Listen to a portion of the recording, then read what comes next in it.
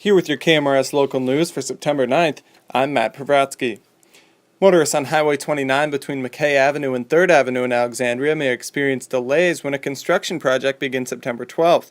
Crews will ensure the public can access all businesses in the work zone throughout the project. It includes resurfacing the road, extending the 2 northbound lanes, closing the Lisa Avenue access to Highway 29, and improving drainage and water quality in the surrounding area. The project is scheduled to be completed in mid-October, and the improvements will provide a safer road with better conditions and improved accessibility. The project is one of several recommendations developed as a result of the recent Alexandria Area Transportation Study. The study was a collaborative effort between the Minnesota Department of Transportation, Douglas County, and the City of Alexandria. For statewide travel information, you can log on to mndot.gov. Flat funding was all the Stevens County Historical Society asked for at the county meeting this week. Randy Hokinson presented a $105,000 budget on Tuesday that asked for just over $59,000 from the county, the same as last year. Other key revenue sources for the Historical Society include memorials, gift shop sales, and dues from their 425 paying members. To meet the financial demands that many organizations are facing, the museum will be reducing their staff from 4 part-time employees to 3 part-time employees for year-round. Randy hopes that it will only be a temporary reduction to a staff of volunteers that logs a huge amount of hours every week. The Board of Directors of Someplace Safe invite community members and golfers alike to sign up for their first annual 18-hole benefit golf scramble. The scramble will be played on the Tips and Mounds Golf Course in Elbow Lake on Monday, September 12th. Registration and practice begin at 8 a.m. with a shotgun start at 9. The registration fee is $60 per person, with all proceeds benefiting Someplace Safe, which serves the counties of Big Stone, Douglas, Grant, Ottertail, Pope, Stevens, Traverse, and Wilkin. Prizes will be awarded for first and second place, closest to the pin, longest drive, and longest putt.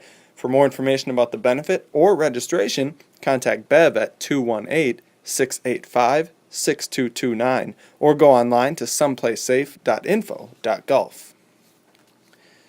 Glenwood resident Richard Heimkes was recently recognized by the Minnesota Pollution Control Agency for completing 20 years of volunteer service to the agency's Citizen Lake Monitoring Program.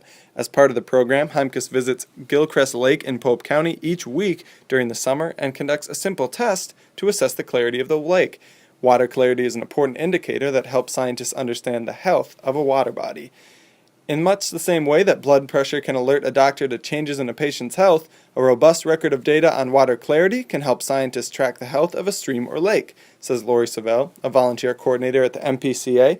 Heimkes is among 1,700 volunteers statewide who participate in the Citizen Lake and Citizen Stream monitoring programs. To learn more or becoming a volunteer, call 1-800-657-3864. The University of Minnesota has honored David, Marilyn, and Scott McIver of Farwell as the 2011 Farm Family of the Year for Pope County. David McIver said there are a lot of things he likes about farming. You can be your own boss, you're out in the open doing something different every day, you have variety in your work. The McIver family farm has been in the family since 1879. David's grandfather emigrated from Scotland and began a general store in Lowry. He used to walk from Lowry to St. Cloud for supplies. The McIvers have around 750 acres and rent some pastures. David and Marilyn have 4 children, Scott, Tom, Heather, and Holly. Scott has taken over the farm and has been a critical factor in the farm's survival. He's what keeps us going, says David.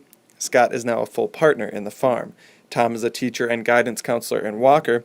Heather and Holly are social workers in Minneapolis.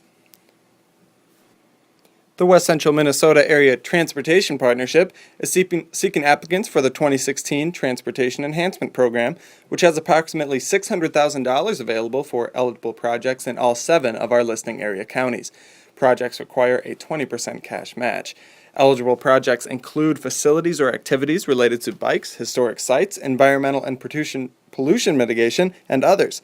A workshop to provide information about eligibility is scheduled for Tuesday, September 13th from 10 a.m. to noon at West Central Initiative in Fergus Falls. For directions, you can head to wcif.org. In addition to the September 13th workshop, applications and grant writing assistance also are available by contacting Wayne Hurley at West Central Initiative at 1-800-735-2239.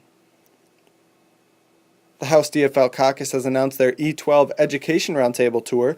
Over the next 2 weeks, DFL education leaders will meet with local teachers, administrators, and school leaders at locations around the state to discuss school funding and reforms, including how schools are handling the impact of the increased funding shift. In addition to school funding, House DFLers will discuss education reforms with parents, teachers, and administrators. The roundtables also include discussion on how best to fund and implement high-quality early childhood education. The tour started at the Anoka-Hennepin School District Learning Center on Thursday of this week and will continue with several stops in Greater Minnesota next week. With your local news for September 9th, I'm Matt Privratsky.